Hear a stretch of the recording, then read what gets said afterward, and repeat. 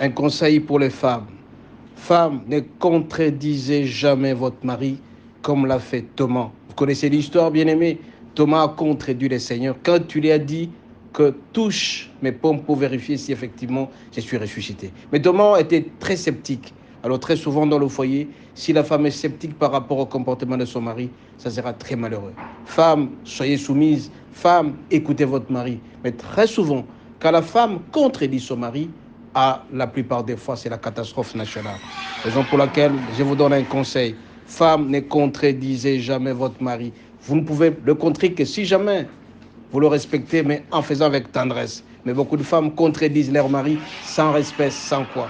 Je vous donne les conseils, femmes, ne contredisez jamais votre mari. Voilà, Thomas, il a été sceptique. Et malheureusement pour lui, Jésus n'a pas accepté ça. Il a mis les doutes dans ce qu'il faisait avec Jésus.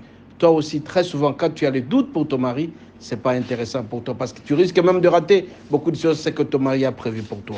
Raison pour laquelle, à cet instant, je vous parle, je vous en supplie, ne contredisez jamais votre mari. La plupart des fois, quand vous contredisez votre mari, c'est votre projet qui risque d'être contredit. Faites tout pour accepter. Je ne vous demande pas de dire oui, oui, oui, mais de savoir ce que vous donnez à votre mari comme avis. Mais combien de fois, bien-aimés, les femmes contredisent leur mari en râlant sérieusement, en claquant la porte?